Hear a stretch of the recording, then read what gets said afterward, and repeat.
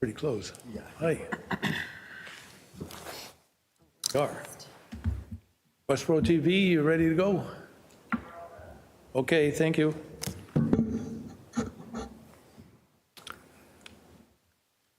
We on? Okay, thank you. It being after 6 o'clock, the time for this meeting is called. The agenda for tonight is called Order and Pledge Allegiance, Superintendent's Update. Within that is Fiscal 24 Annual Report, Fiscal 24 Audit Report, and a board letter relative to the Assabet Valley Collaborative.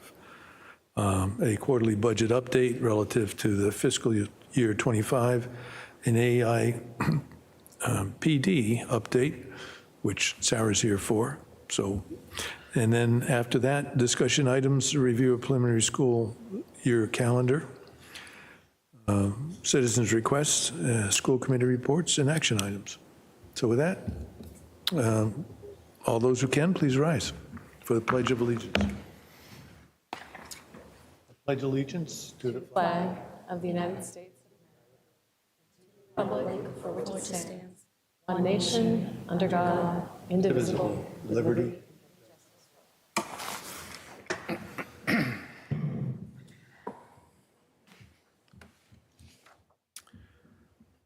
So with that, Allison, you're up first. Great. Thank you, and Happy New Year, everyone.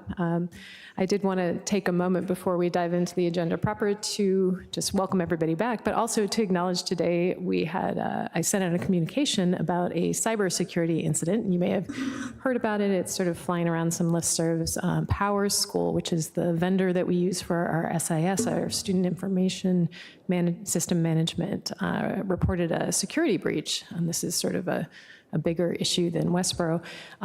Fortunately, in their report, they indicated that there was no impact on our data, and our tech team very quickly sprung into action and did cross-check that to make sure that everything seemed sort of safe and secure. In addition, you should know that they made some decisions in terms of how they set that system up to begin with, and some of the things that are included or not included in the data that's there that are really designed to further safeguard student and staff data.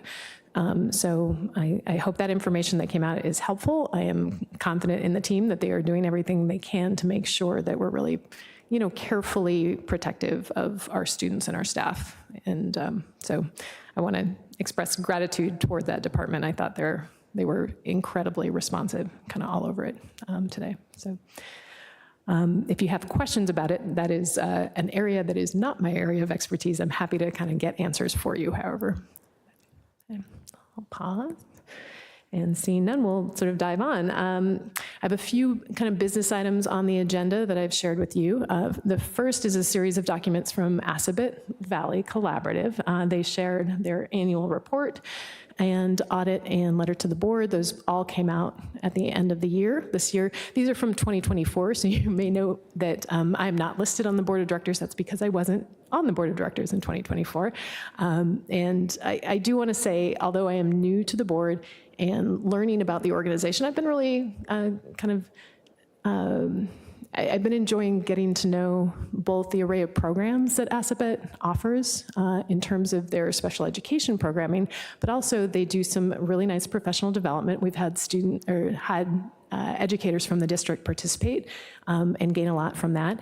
They are taking this kind of collaborative approach to working with districts around out-of-district transportation and helping to use the sort of bargaining power, collective bargaining power of a number of districts together to hopefully come up with a better deal for all of us. And they're also sort of navigating some of the challenges of that and very committed to that. And they have other types of programs as well. They have some sort of interesting programming around family support that they launched a couple years ago that I think is kind of notable. So, so far from what I've seen, I've been really happy that we're in partnership with that group of districts and hoping to continue that. If you have specific questions about any of the documents shared here, either the annual report, the audit report, or the letter that accompanies that, I am happy to get those to either the executive director or there's another board meeting at the end of January. So I'll pause for a second. Yeah, the document that I got hard copy tonight, because I couldn't print it out because of the format of it. Perhaps we'll have comments next time around Okay. when we get a chance to study the contents here. But generally, overall, since being a member of the school committee for a long time, that Assabet Valley has been very useful in a number of ways, including the buying power of the, I can't remember how many school districts are in it, but enough to the point where the west end is Auburn, the north end is a couple of towns north of Worcester, as well as the transportation aspect for things that we probably couldn't do as well as they do. And so every year they've saved us, and I'm sure the other member communities, a lot of money in regards to the buying power that this group of school districts can create on all of our behalf. So I certainly do agree with everything you said, and our experience as Westborough within the Assabet Valley has been quite positive. So to the extent anybody has comments next time around on anything you see in these reports. I'll just make a comment. So I'll echo that in terms of the value of this collaborative, but also the audit report was interesting to read. There's so many financials that were disclosed, but it looks like it's a healthy report in terms of everything was positive and that they've been running everything, in an orderly fashion, and that everything that was presented lined up. So I was happy to see that in the audit report. Yeah. So are you going to be continuing to be vice chair on the board? No. I think you have to be a superintendent for a few years before you start, taking on those types of things. But it is a nice group of superintendents too. So it's for me, it's a nice community to have connected with and to learn from. And whatever issues exist in one school district are often in others. So it's, in addition to being part of the collaborative proper, it's sort of a helpful group of colleagues to connect with. And I guess I would comment as well that financially the Assabet Valley has been very good in that respect, where others have failed because of financial problems in terms of how they operate themselves. So, yeah. Very good. Anybody else? The auditor, the auditing firm was at the last board meeting in December and did a kind of presentation of the findings and said the same. Essentially, this is a well-run organization that seems to be doing a nice job with its kind of keeping close eye on its financials. So. Okay, move on. Great. So next, we've provided kind of a narrative and a quick snapshot of where we are to date, and kind of year-to-date report in terms of our own accounting for FY25. And I want to thank Anita and her office for the work that they do, kind of keeping tabs on this on an ongoing basis and pulling a quick report together for you. And she's here to help me to answer any questions that you have.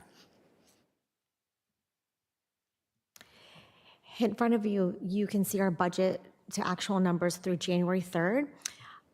Our payroll budget has been expended 38%, and it's important to keep in mind that Q4 is when the highest expenditure for payroll is made, which is because stipends and lump sum is paid out. And quick little fact, 80% of our staff is actually paid out in lump sum, which is why it's the highest quarter that we pay out payroll. Going through the memo, you can see that we are trending in a right direction. We have no concerns at this point in time. We are using our special education transportation line item. We're trending a little bit over budget in that line item.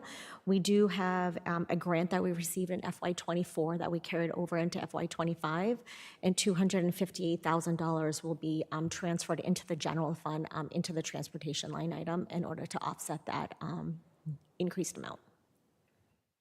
You'll note that that would put us, we're at around 90 under right now. That would put us well over, but we believe that that is going to be a necessary overage, just based on where things are trending in terms of the cost of additive transportation right now. Yeah.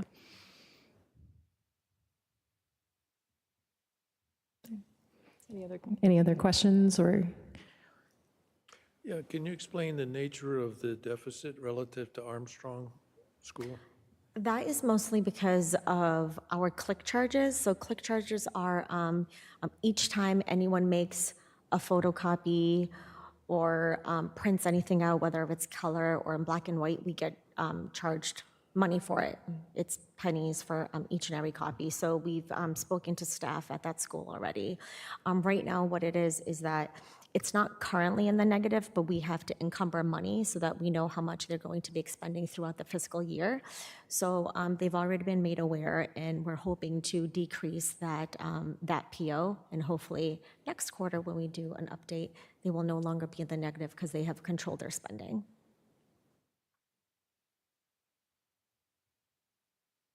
Anybody else?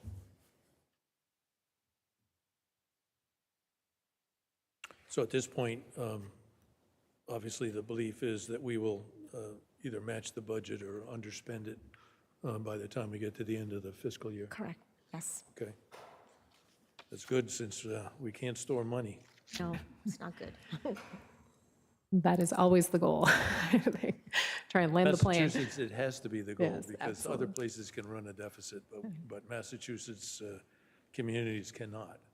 And in the few instances that I can remember, Winchendon was one of them, where for whatever reason they really made a big mistake. They had to get an act of the legislature to allow them to continue in deficit until they could fix it, which then became a special town meeting, which they were forced to vote the money. Yeah. So it's whenever something like that happens, obviously we've been lucky, but I think it's as a result of good fiscal management that we don't have that problem. And yes, at least while I've been on the board, that has not been the case. So thank you all. That's good. Anybody else have comments, questions? No? Go ahead. Thank you. Great. So our next item is kind of a fun one, I think, or scary, depending on your mindset around this. And we wanted to provide an update around our work around artificial intelligence this year. And this is really inspired by a few things. One is we've got some ongoing professional development that I think has been really wonderful. I've sat in a little bit. I've seen slideshows from some of it. I've had a lot of conversations with Daniel, who really spearheaded that. And I think it's going to help our educators be better prepared to sort of help students as they navigate into a world where this is really part of their day-to-day reality in terms of the world of work. And so from my vantage point, it's a great time to be talking about it, thinking about it. We also know kind of down the road, we're going to need to be thinking about policy and practice change. What are the implications? This is a thing that's really impacting schools heavily. I love this quote. I'll read it because I think it's worth reading out loud. And this comes out of a report out of MIT. In November of 2022, a Silicon Valley company launched an invention that could complete students' homework for them. ChatGPT and other emerging models like it are a form of generative AI, and its widespread availability poses new challenges and opportunities for schools. And boy, I can tell you, I remember exactly when this hit, because it sort of hit the news in a flurry. And almost immediately, there was this sort of panic in schools around how are we going to grapple with this thing? It really was remarkable, especially, English departments everywhere were kind of, there was a lot of worry about what are we going to do. And I think there's a thinker in this field, a guy named Justin Reich out of MIT. He's a former teacher who works as a professor there. He's written some books on it. And he describes this as a rival technology. And he makes a contrast between technology that we usually are in adoption mode. So you take smart boards, for example. We buy a couple and we try them out and we pilot it and we see how it goes and then we train everybody. And it's this sort of slow integration process. And that's how we've handled a lot of technological change over the last few years. This is different. This just sort of dropped in our laps, and now we're figuring out how are we going to wrangle with it. It's not a choice, not a do we want to bring this in or not. It is here whether we want it or not, and we're going to have to sort of figure out what to do about it. That being said, it does share some features with things that are more adoption-oriented, as this sort of quote is kind of indicative of. As each new wave of technology ripples through society, we need to decide if and how to integrate the technology into our learning environments. I'd say in this case, it's really only how that we have a choice over. That was true with personal computers, then with the internet, now with generative AI technologies. For each new technology, there are many different ways we can integrate the technology into how we teach and learn. These choices are critically important. Different choices can have very different outcomes and implications. So I think there was this wave in the immediate aftermath of chat and other generative tools where colleges in particular were trying to do the close the gates, don't allow it, try to shut it down. And I have to say, I think where people are coming to now is understanding that's probably not a viable response, then instead we need to think about really understanding what it is and what it isn't, making sure we are clear about that, and then making sure students are clear and learning to think about how we plan for instruction so that we keep the cognitive load where it belongs with students and also prepare them to work in a world where they're going to be working with this. So it's a kind of interesting moment for us. And truly, I think, is going to be transformative in a way that I don't even know I've quite got my head around yet, but I'm sort of getting there one bit at a time. To see if I can get to where we are, because I've lost track. Here, put up the generative AI definition. Oh yeah, this is fun. I do think this is one fundamental thing that we've been talking about, and we wanted to really make sure teachers understand so that we can help students understand is what generative AI is versus other forms of artificial intelligence and what it is not. I think when people talk about it out in the world, sometimes the way they talk about it indicates some confusion. What it is not is kind of mimicking intelligence in terms of sense making. It's just simply predictive. It takes a body of words and predicts what the next word is going to be, and then the next word after that, and the next word after that. So it is not thinking the way you or I conventionally think of thinking at all. It's just a very sophisticated kind of pattern machine. And because of that sophisticated pattern making machine, it can lead us in some really problematic directions if we don't have an awareness. In addition, we are thinking a lot about, in order to assess the output of whatever you get when you put something into a generative AI machine, you have to already have a strong framework for understanding. So if I want chat to help me with my essay, but I don't know what a good essay looks like, that's going to be a sort of setup for failure for me. So we're thinking a lot about that as a teaching moment too. So the fact of what it is and how it works is really impacting how we think about what we do with it and what we don't, and how we help students moving forward. I think I'm going to tag out to Daniel at this point. He's going to talk a little bit about the nuts and bolts of some PD and what we're offering. Sure. I'm going to take a minute to also talk for a little bit about sort of some of the common uses that that are just out there at this point, both for teachers and students. And there's the writing of lesson plans, there's creating tests, there's making handouts that you can use with students, there's actually grading papers. Those programs have been put out there to be sort of put layered on top of ChatGPT and made easy for teachers to be able to take advantage of them. You can always go in through ChatGPT, but there's also third-party AI programs that are out there. Also for, and for students, it's the writing of papers, it's the making of presentations, it's summarizing reading that they might have 100 pages they need to do, and ChatGPT will quickly condense the information. So the thing about ChatGPT that and other AI programs that is this probably is the speed with which it can do these things for you and the ease with which it can do it. I wanted to give you a quick demonstration of like if I was a teacher and I wanted to prompt it to make a lesson plan. Here's 2 different prompts you can put in. One of the things we're learning about AI is the quality of the prompt obviously impacts what you're going to get in the output.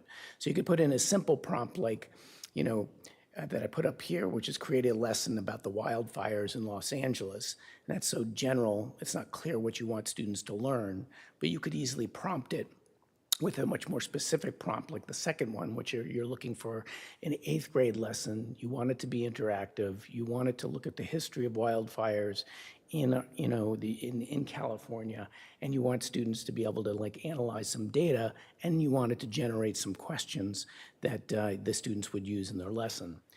And if you take a prompt like that, I'm just going to show you the speed with which this operates, just for those who maybe haven't done this kind of thing before. And you go over to ChatGPT, and you put the prompt in.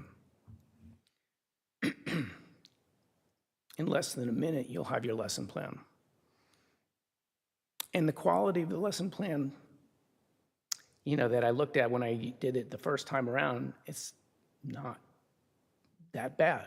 There's a lot of things that jumpstart you, and it sets up the lesson with the objective that I had outlined in the prompt, and then tells you what materials you would need for the students to have, and provides you with data that the students would have to be analyzing. And then at the end, there's a series of questions for an assessment. So that speed with which students and teachers can generate things is what is both, sort of fascinating, intriguing, tempting, and also problematic.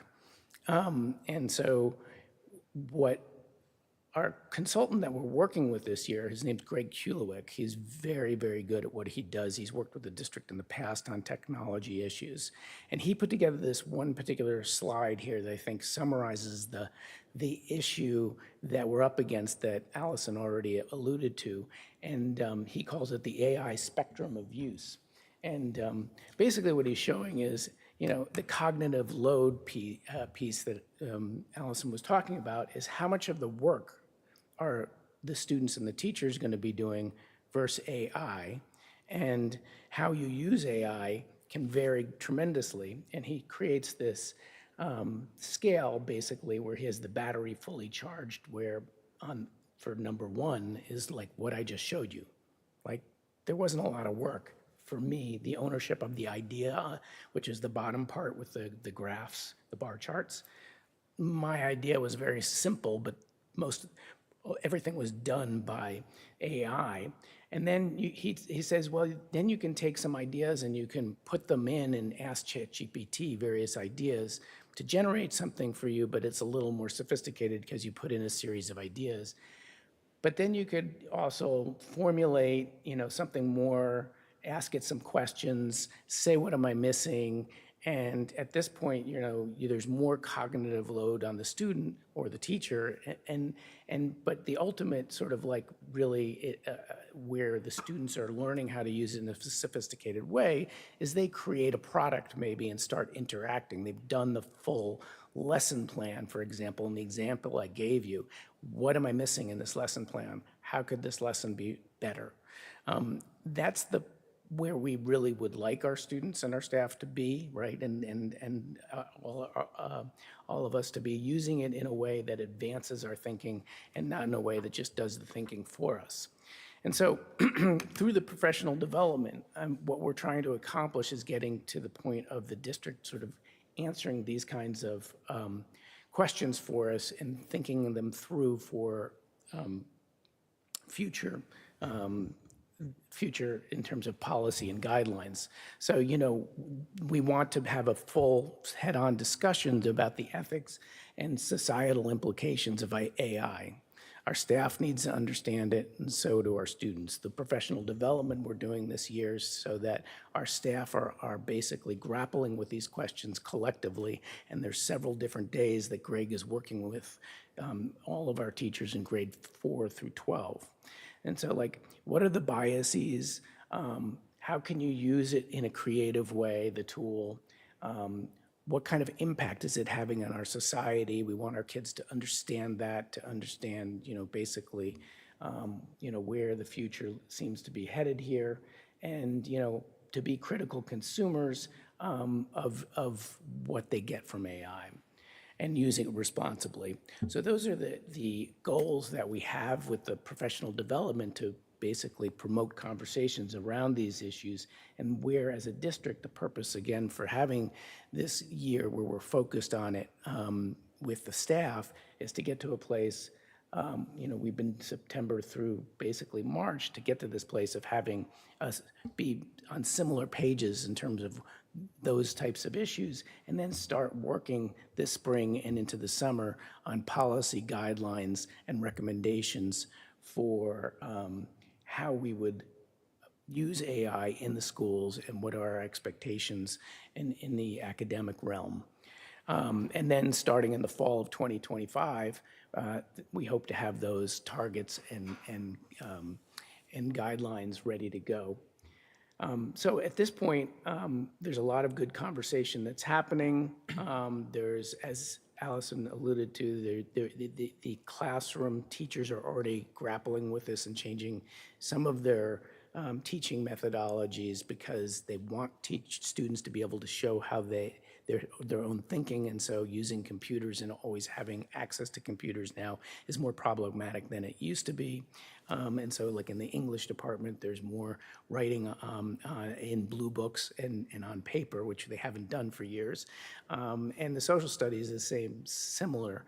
But all the departments are having to grapple with it and set up their, basically expectations about what is considered, it used to be plagiarism, but now it's like AI, usage and extrapolating it out from plagiarism to AI usage. And so as of yet, there's no school level policy in place. It's teacher by teacher, and departments are putting in their expectations and guidelines. And what we want to get to is more cohesive, and the teachers really want it to have a more cohesive district-wide set of expectations around usage. And so that's kind of where we're at.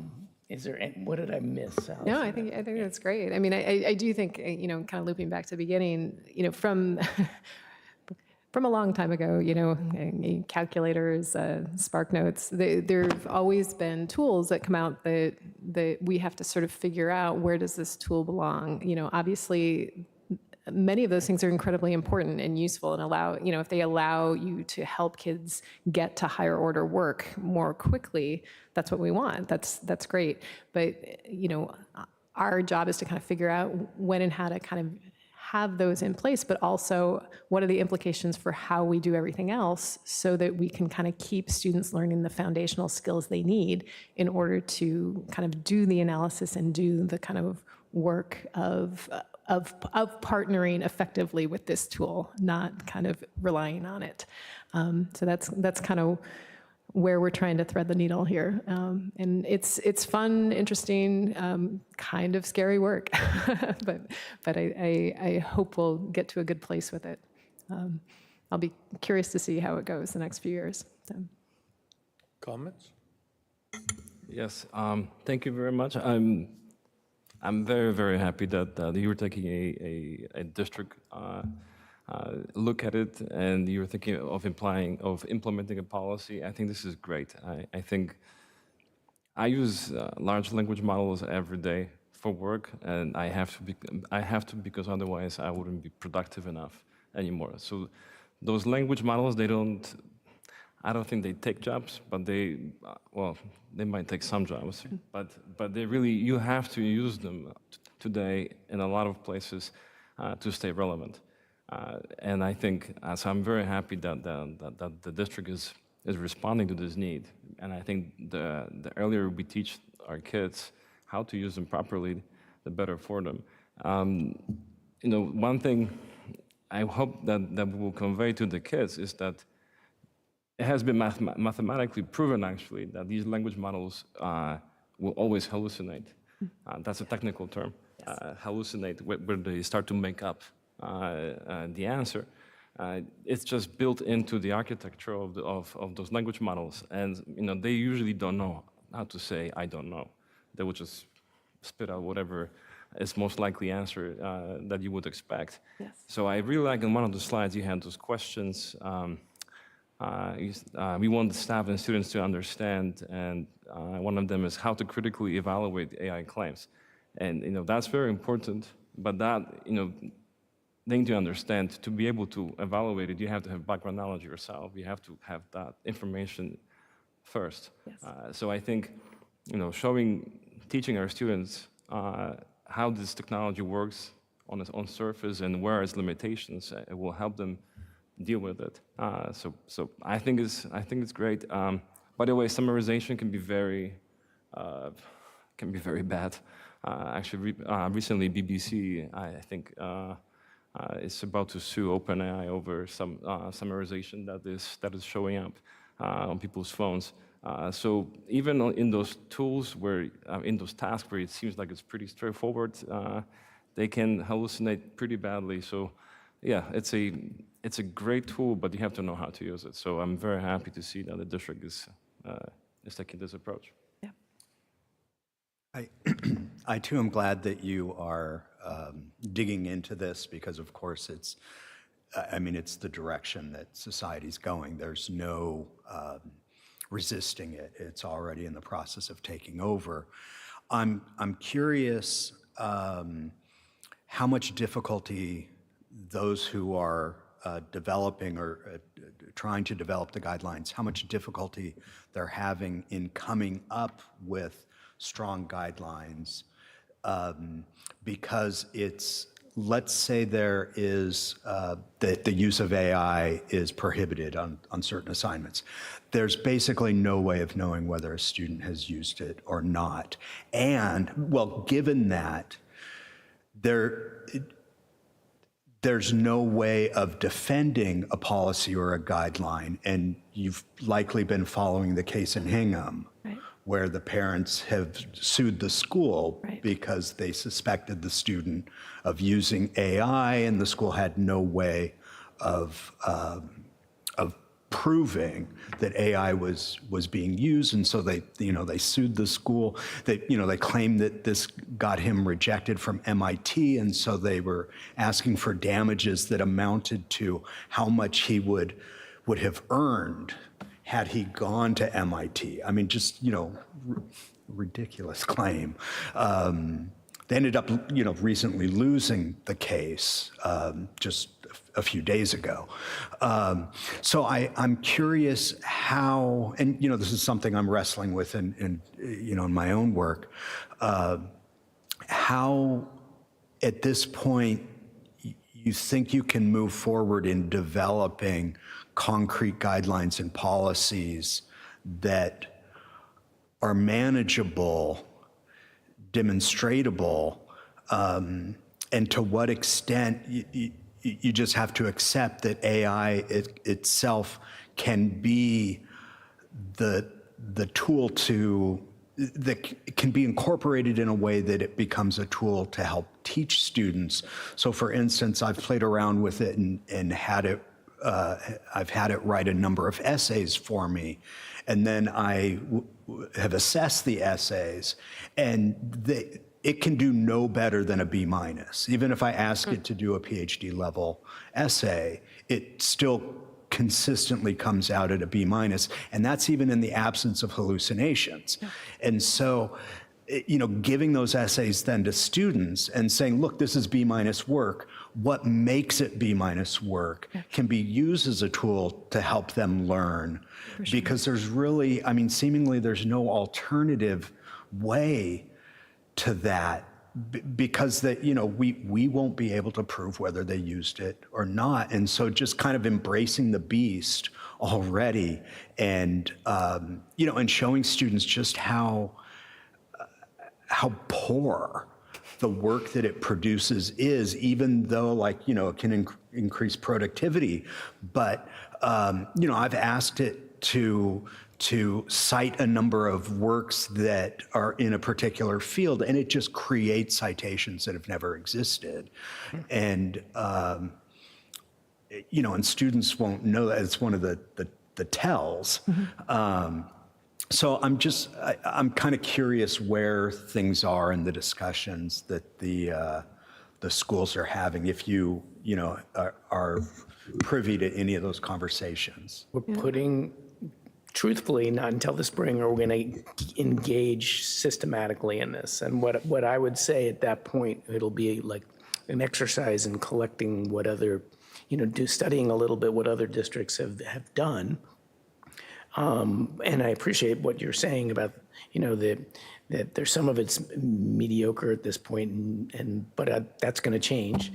But you have to embrace it in some way and interact with it. And so, it will be with, there's on the one hand thinking about pedagogically how we interact with it, and then there's the other thing about saying, point blank, if like with plagiarism, if you have completed an assignment using AI and you were told that this is not an AI permissible assignment, there will be consequences.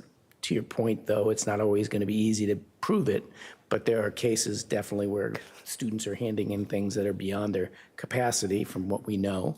And so, those are the kinds of things that we'll be grappling with. Yeah. I mean, my impression here is that teachers know their students well. They know their student's voice. They know whether a student knows how to use a semicolon or an M dash or anything like that. And there are things that are kind of tells in there. But it can get better over time, and it can learn voice too, sort of learn voice. I think our guidelines are very much going to be informed by kind of a practical sensibility of how do we work with this effectively? How do we think about how we approach tasks and the management of student tasks so that we're not just constantly engaged in battle around trust, because that doesn't feel like a healthy place to be. We really want students to kind of,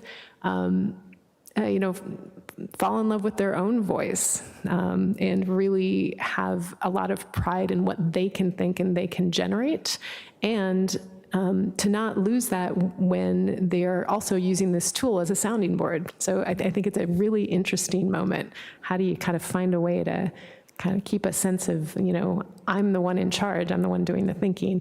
And as the person in charge, there's an appropriate way I can use this and help push my thinking even further. I'd love it if we could get to a place like that. Yeah. Sarah?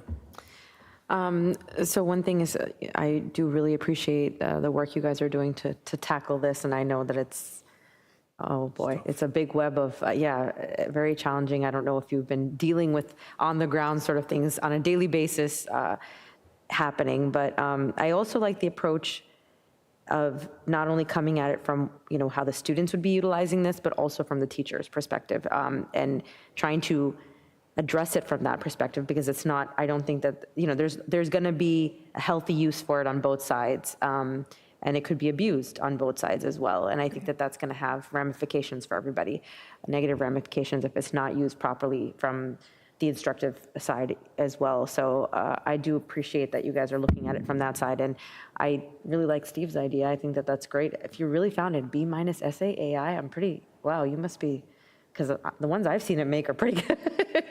But if you're able to use it in that way to, show the kids that this work is not, the best that you could do, that would be really a good learning lesson. So, Tim? I'll just echo what everyone's been saying, that this is very exciting to see, and I'm glad to see that this is being talked about. I would just be curious, it sounds like this might be closer to the spring and summer. I could certainly see this being beneficial for teachers across the board in terms of lesson plans and things like that, but has there been any conversation or conversation around how the decision will be made of at what age to start introducing this to the students? Not systematically, no. But I mean, so I know some teachers have, have done some work with the students around AI, but it's just sort of a smattering, and there's no consistent approach, and that's just the very reason we need to like get together and have like conversations about what tools are appropriate and what are expectations around student use. There are data privacy implications around it too. Like any other tool, we want to be sure we're not having kids on there before they're really supposed to be on there and things like that. I do think there's, like other kind of technology and, digital literacy, computer science, there are ways we can kind of help prepare kids at an earlier age to learn about what's coming next. But I will, just anecdotally, I was at one of the K-3 schools PTO meeting where a parent came in and told me about their third grader, showing them, I did this thing with ChatGPT. So I think we need to be really clear-eyed that whether we want it to be happening or not, kids are always out there before we are, and we need to just be thinking about what's our role as educators in terms of helping shape and guide them as they're sort of navigating this new tool. Yeah. Thank you. Reagan? No questions, but I just think this is also a really relevant issue. And being a student, and a lot of times, if people have questions on homework, instead of meeting with their teacher after school, it's really prevalent for people to just ask ChatGPT or go to AI. So I think it's an important issue, and it's good that the district is going to create a uniform policy so it doesn't differ between your classes as well. Thank you. My comment is, particularly associated with what has been said so far, is in order for anyone to be able to accept or reject something, they have to know something. Yeah. And the issue here is, how do we get them to know something before they use the tool which says they don't have to know anything? And I liken that to my own profession of engineering. I went to school in a time that was just on the verge of computers. And the people that I worked for were so angry about the idea that computers, particularly with punch cards that had nothing on the top of them. So if you dropped the box, 300 cards came out of order and the person had to start over again. Meanwhile, later on, we now have computer programs to design things like beams and columns, concrete and steel and so on. But if the student doesn't know the difference between the right or wrong answer, then we're killing ourselves and others as well. And so that's an issue, I think, that is embedded in the generalized use of computers, if you will, AI, to do other things, such as creating text conversion from, say, English to French, or for that matter, French to Latin. All these things can be done. The computer will do it. But the problem is once it's done, does a reader actually understand what it was? It's probably one of the most difficult things that our society is going to face right now. Yes. Which is to be able to trust what the machine can do for you, but to be smart enough to understand when what it did for you is wrong. And, and thank God it's your struggle and not mine. I think it's an interesting struggle. And I'll say kind of one final thought too. I think about that notion sort of embedded in the learning process is this idea of productive struggle, that in order to learn, there's something hard that you have to sort of work through.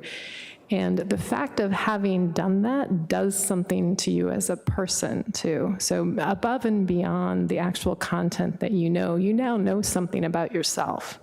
And I do have a concern about that and wanting to make sure we keep that really firmly in place for students so that they have that experience of running up against something hard, working through it, knowing that they could do it, and then getting to the next thing. Because I just think that's good for you as a human, right? And part of what I love about education is we get to sort of help people with that process, and that process sort of makes you who you become in the world. And I think it happens in all sorts of ways, but figuring out how do we kind of take this tool and keep that going so that kids really kind of have a sense of ownership over what they're doing. That's really valuable. So to be continued for sure, yeah, unless they replace me with a robot. So we'll see. Okay, if there's no other discussion on, at least for now, on AI, then discussion of the review preliminary school year calendar for 25-26, which we have, and I guess, what's the process here? I mean, So obviously. I can say a few things to kind of kick it off if you want. A few notes on this calendar. We provided a calendar that sort of moves forward with philosophically with your sort of same thinking as last year. And in fact, this is a draft that was created last year when you, as a committee, had discussion about what you wanted to see on your calendar, what holidays you want to see reflected, what kind of schedule and format you were looking for. You will note in this iteration of the calendar, you don't see the Lunar New Year appearing, and that's because it falls during a vacation week. So it's not appearing as a school day holiday. Further, I would say this is a draft. It's for discussion and consideration. And based on kind of your thoughts and feedback and input tonight, we can go back and kind of do some reworking. I will want to throw out one note about the kind of layout. There are things I like about this layout, but there are things about this layout that make it very hard to read. It's kind of, there's something counterintuitive about jumping back and forth. So Lynn Hurley, who's wonderful in our office, is looking at layout options to make it just a little easier on the eye so it's easier to track. So we are going to, whatever final version we come up with in terms of the specific dates and so forth, you will see it look a little bit different by the time we're done with it. But I am here to kind of listen to your thoughts. I think districts have gone different ways. Some have gone a way of including kind of more holidays, and some have gone the opposite direction of trying to strip those away. And I've heard arguments on both sides. I think, there are kind of valid reasons for doing all the different things. And so I'm open to whatever you feel like reflects the kind of needs of the community. So I look at the bottom of the list, June, July, where we have the 185th day, which I assume the parentheses means it includes the potential of 5 school snow days, Yes, which of course is what we're required to do under state law. yes. I think the rest of it will take some study. And so if you have generic comments now, go ahead. We'll probably discuss it again in a future meeting. Just one comment. I'm sorry. I counted the weeks that are full 5-day weeks. This calendar year, we have 17 of them out of 42. In this calendar, we have 18 because the Lunar New Year happening during the February break. If we could increase that number, I think that would be beneficial to the students. I hear a lot of complaints from the teachers, about those broken weeks, and we have. I think the students come back after the New Year's for 1 day, if I recall. Friday, January 2nd. I don't know how productive that will be. For just that 1 day right after the break. So these are just some food for thought.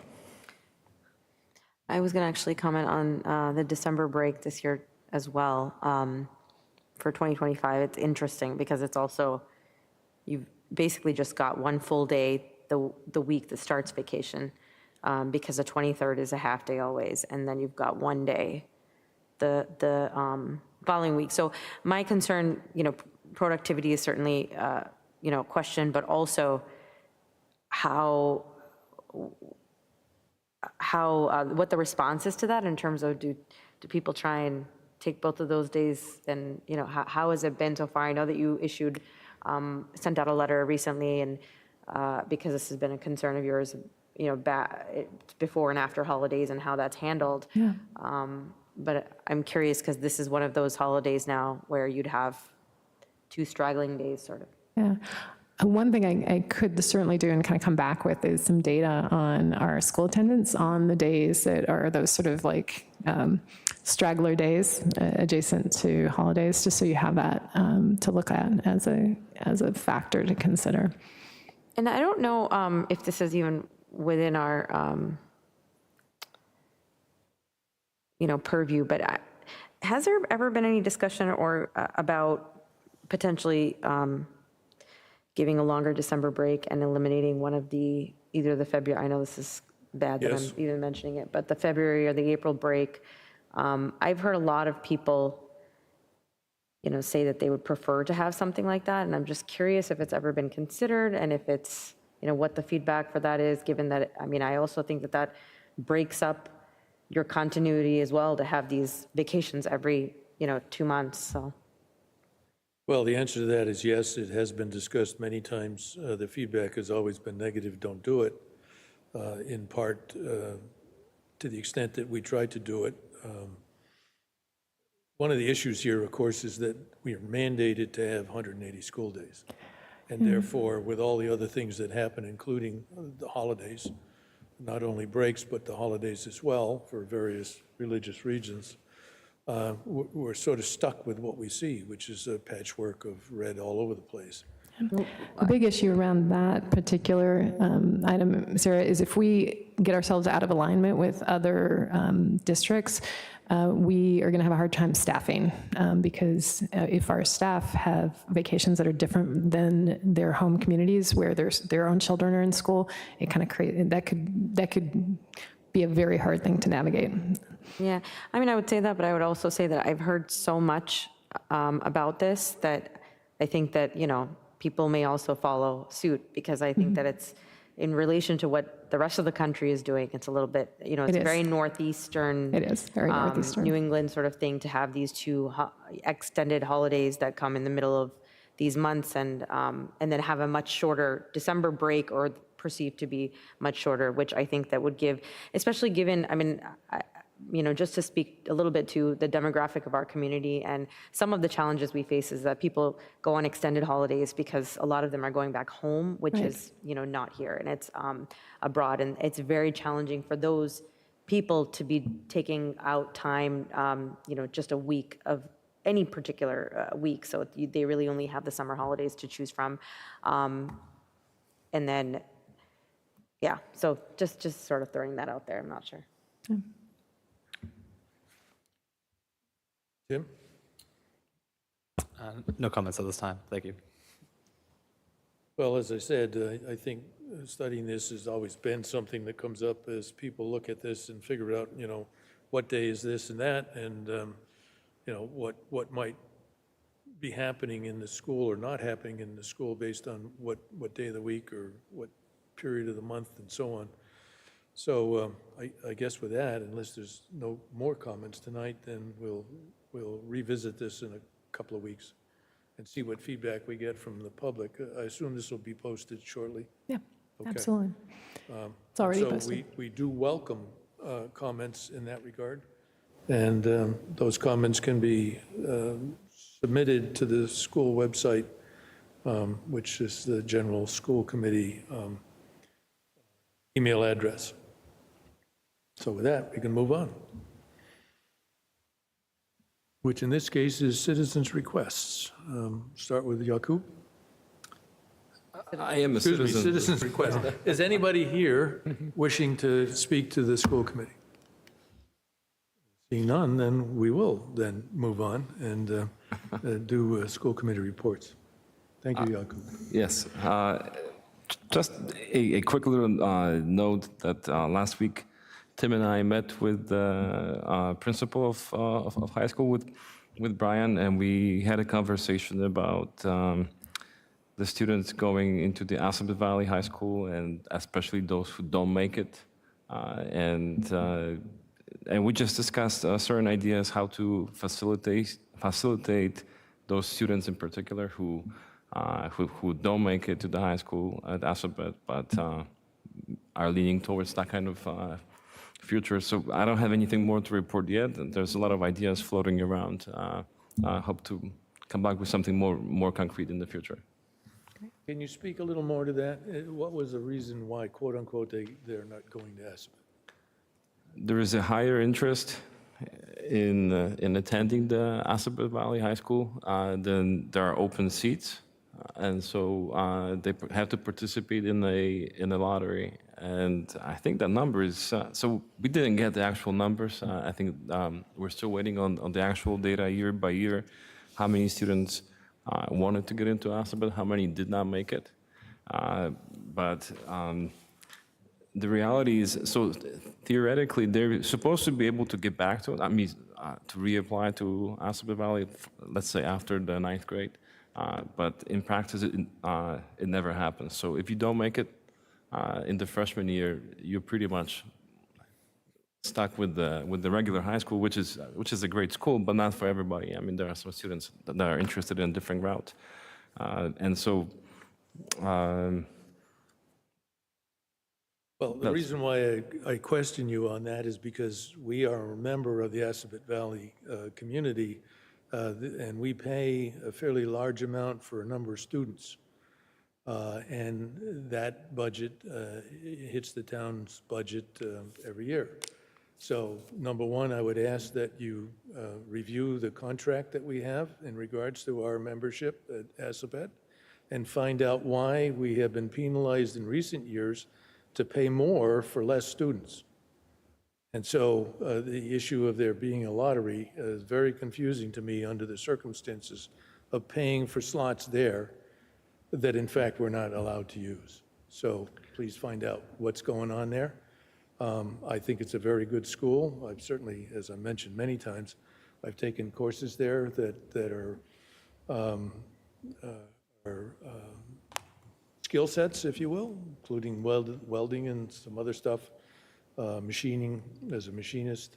As a matter of fact, I was the picture boy on one of the year's blurbs from Assabet. But anyway, the bottom line is we pay a lot of money for services at Assabet. We're supposed to have a percentage number of students in that school to find out that, in fact, we're under sending students to that school because they're not being accepted based on a lottery is just an anathema to me. And I think that's a very serious problem. So let's find out why that's the case. Because I know that we are not using the number of slots that we're paying for. Thank you.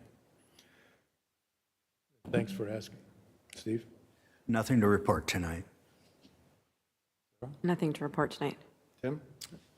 Nothing outside of what Yaku reported, so Happy New Year, everyone. Reagan? A couple updates from the schools. So at Hastings, they just enjoyed welcoming students back from vacation, and they noted that the New Year is a great opportunity to work with these students to set goals for their learning in the second half of the year. For Fails, they had a super fun meeting right after break, and they were excited to celebrate that they collected 289 pounds of food for the food pantry. The book of the month for January is titled Lovely Day, based on the lyrics of Bill Withers. And then in January, the character education focus will be on respect. For Armstrong, not much. They were just excited to get back into the swing of things and start the new year off strong. And then in Mill Pond, in 2 weeks, the 6th grade will have their math contest in the cafeteria. And then for all the K through 6 schools, there's going to be an early release on the 17th. For Gibbons, a few new clubs, so a model UN club as well as a girls' talk peer mentoring club has been created at Gibbons, and some of these clubs will have high school representatives coming down to talk to those kids. And then the AMC 8th math competition will be exactly 2 weeks. And then for the high school, tomorrow, students taking the legal studies class at the high school will have a mock trial at the Great Hall at Forbes from 9 a.m. to 2 p.m. Our mid-year assessments are beginning on the 16th and will end on the 22nd. And then quarter 3 is going to begin on the 24th, and grades for quarter 2 are going to be finalized by 3 p.m. on the 24th. Thank you. My turn.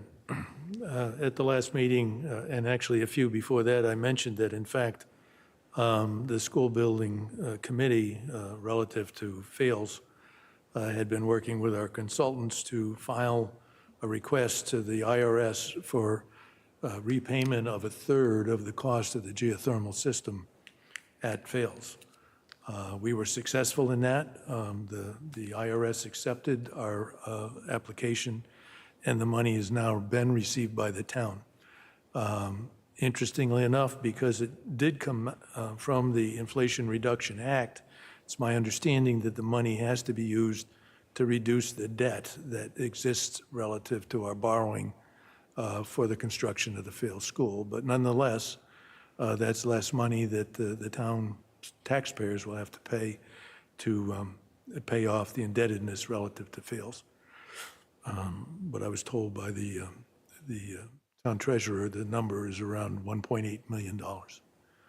So I thank the building committee for the effort that we all made on behalf of the town to build a school and to create a building for which we do not pay for electricity and we do not pay for heat, because they both come from the solar panels on the roof and from the geothermal system.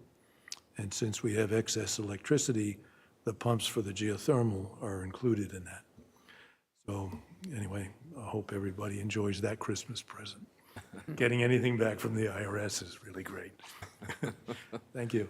With that, we move on to action items. And at this point is the approval of minutes of December the 18th, 2024. I move to approve the minutes from December 18th, 2024. Is there a second? And I'll second. Tim and Steve? All those in favor? Aye. 500. And with that, I think we're done with our meeting today. If there is nothing else, I'll ask for a motion to adjourn. I move to adjourn. Is there a second? I second. Thank you, Yakub. Otherwise, we'll be here all night. All those in favor, thank you. 500. Thanks a lot. Thanks, everybody. I hope you found this one interesting. I certainly did.